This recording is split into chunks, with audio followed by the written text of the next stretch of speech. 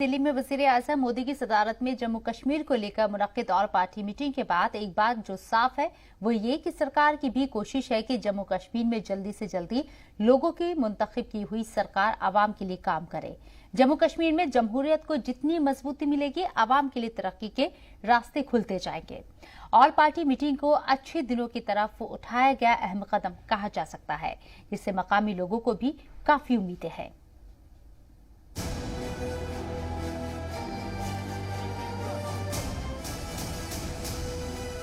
जम्मू कश्मीर के 8 सियासी पार्टियों के 14 लीडरों ने तकरीबन 3.5 घंटे तक चली बैठक में इजहार ख्याल किया और पीएम मोदी व वजीर दाखिला अमित शाह के सामने अपनी बातें रखी।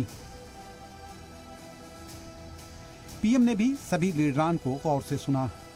ऑल पार्टी मीटिंग के बाद जम्मू कश्मीर के सभी सियासी लीडरान ने कहा कि बातचीत अच्छे माहौल में हुई।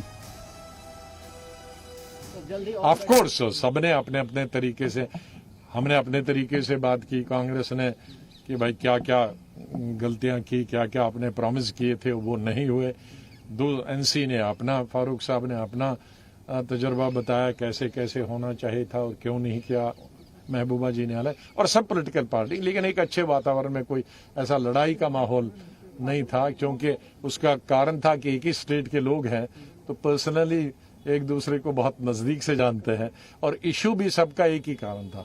और मैं नहीं समझता कि ये जो 5 मुद्दे हम लोगों ने रेज किए थे, कोई इस पर किसी की पार्टी को आपत्ति हो, चाहे वो सत्ताधारी पार्टी हो या विपक्ष के लोग। इस बातचीत से सबसे ज्यादा उम्मीदें जम्मू कश्मीर की आवाम को है, क्योंकि ये सारी जद्दोजहद आखिर उन्हीं के लिए तो है। अगस्त 2019 के बाद से कभी हालात तो कभी कोरोना की 2 लहरों से जम्मू कश्मीर का हर शोबा मुतासिर हुआ है। नौजवान बेरोजगार हुए हैं। जो इसमें एक अच्छी बात आई है जॉब सिक्योरिटी की, और खासकर जो डोमिसाइल, उस पर एक लॉ बनेगा, उस पर रजामंदी हो गई है, तो मुझे लगता है इसकी अप्रिसिएशन होनी चाहिए। किसी भी सूरत में ये बातचीत बहुत खुश आइंद करार दी गई है। हम इसको हर लिहाज में अप्रिशिएट करते हैं। थोड़ा यूथ के बारे में सोच लेना चाहिए। जो बेरोजगारी यूथ में बढ़ गई है उसकी तरफ थोड़ी तवज्जो देकर उनको थोड़ी ऐसी पॉलिसीज लानी चाहिए जम्मू कश्मीर में जिससे यूथ की बेरोजगारी खत्म हो। देखो, यूथ की बेरोजगारी इतनी बढ़ गई है, हाल ही में अगर आप सुनते होंगे कि बहुत सारे नौजवान खुदकुशी कर रहे हैं।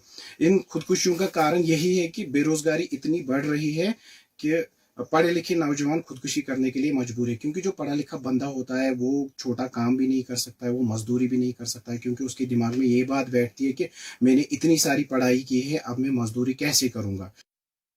एक बातचीत होना, डायलॉग होना, स्टेटस रिलेशन उसको थोड़ा इम्प्रूव करना, ये तो ठीक है पोस्ट और application of article 370 and 35A। But the question is this कि ये प्रोसेस अब कहाँ तक चलेगा।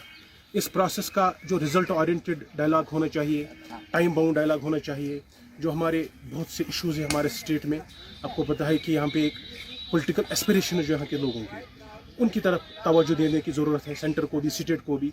जहाँ की जो लॉन्ग पेंडिंग डिमांड्स हैं, बर्निंग इशूज़ है, अनएम्प्लॉयमेंट इस वक्त जो राइजिंग स्काई रॉकेटिंग, यहाँ पे एम्प्लॉयमेंट इस वक्त क्राइसिस है स्टेट में। बिल्कुल एक कॉर्नर पे स्टेट है, यहाँ पे बिजनेस उतना नहीं चलता है, तो इसके लिए यहाँ पे स्पेशल पैकेजेस की ज़रूरत है, एम्प्लॉयमेंट पैकेज की ज़रूरत है, फाइनेंशियल पैकेज की ज़रूरत है। जम्मू के लोगों में बैठक को लेकर पहले से ही जोश था। उनका मानना है कि बैठक के बाद जिस तरह वजीर दाखिला अमित शाह ने ट्वीट कर अपने वादे को निभाने की बात कही, वो काबिल तारीफ है। जम्मू के लोगों का कहना है कि इंतखाबात के बाद वे अपने मुतालबात को लेकर नुमाइंदों के पास जाएंगे। जम्मू और कश्मीर में तरक्की की राह और भी आसान हो जाएगी। देखिए, कहीं ना कहीं एक तो 2 साल के बाद जो ये इनिशिएटिव लिया गया है कि ये जो मीटिंग हुई है, ये काफी एक वेलकम स्टेप है। हम जम्मू कश्मीर के जितने भी नागरिक हैं, हम इसका वेलकम करते हैं, क्योंकि ये इस टाइम नीड ऑफ आवर है। ये इस टाइम हमें जरूरत है इस चीज की, क्योंकि जम्मू कश्मीर में हम चाहते हैं कि एक तो इलेक्शन हो, एक हम चाहते हैं कि जल्द से जल्द डिलिमिटेशन का जो प्रोसेस है वो जल्द से जल्द कंप्लीट हो, ताकि जो जम्मू कश्मीर के आम नागरिक है उनके जो नुमाइंदे हैं वो चुन के आएंगे और हम अपनी जो हमारी ग्रीवेंसेज है उन तक लेके जाएंगे, जो हमारे चुन के MLA आएंगे। तो ये काफी अच्छा स्टेप है और हम इस बात का भी स्वागत करते हैं कि माननीय अमित शाह जी ने यह भी सिग्नल दिया कि जम्मू कश्मीर में जल्द से जल्द डिलिमिटेशन प्रोसेस के बाद चुनाव करवाया जाएगा। तो हम इसका वेलकम करते हैं। हम इसको एक बहुत ही वेलकम के हिसाब से देखते हैं, क्योंकि ये जो सराहनीय काम गवर्नमेंट ऑफ इंडिया की तरफ से और माननीय प्रधानमंत्री की तरफ से जो हुआ है इसका सराहनीय हुआ है, क्योंकि इससे 2 हफ्ते 15 दिन पहले अफवाहों का बाजार जो गर्म था कि कुछ होने वाला है, 2 से ऐसा कुछ हुआ नहीं। यही 3 चीज़ें जो हुई थी, जो एक हमें भी उसमें अपनी सहमति है कि डिलिमिटेशन था, उसके बाद इलेक्शन था, उसके बाद स्टेटहुड था। ये हर किसी की डिमांड है इसके बगैर, क्योंकि डिलिमिटेशन के बगैर तो बात बनेगी नहीं है। पुंछ जिले के लोगों ने भी आल पार्टी मीटिंग को लेकर खुशी जाहिर की। लोगों ने हदबंदी के बाद इंतखाबात कराए जाने को जम्मू कश्मीर व पुंछ के लोगों के लिए फायदेमंद करार दिया। हालांकि पुंछ के भी नौजवान सरकार और वजीर आजम मोदी से रोजगार के देने की अपील कर रहे हैं। जो ये यानी कि कल जो मीटिंग हुई, इस मीटिंग पे जो इन्होंने मुद्दे कहे भाई कि हम कश्मीरी पंडित जो हैं उनको वापस वहाँ पे कश्मीर में भेजेंगे।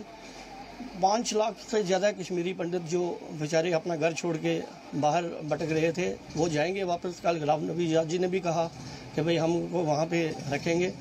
और बेरोज़गारी भी जो है ये भी हटनी चाहिए।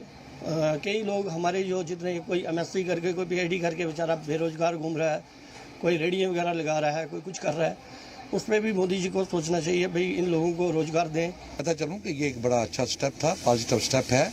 बातचीत हुई, चली वहाँ पे, और कुछ लीडरों ने तो बड़ी अच्छी तरीके से अपना पक्ष पेश किया और कुछ न कुछ इस लहजे में अंदाज पर बात करी कि जो अच्छी नहीं लगती इस मुल्क। जब किसी हिंदुस्तान के वज़ीर आज़म के साथ या होम मिनिस्टर बैठा हो तो 1000 गिले होते हैं, शिकवे होते हैं, लेकिन जब टेबल पर बैठा जाए तो वहाँ पे एक नीयत साफ करके वहाँ पे जाना चाहिए, जैसे कुछ लीडरों ने बात करी और अच्छी बात की। बहुत अच्छी मीटिंग हुई। ये हमारे लिए भी एक अच्छा पैगाम है कि आने वाले वक्त में जो है वो अच्छा ही होगा।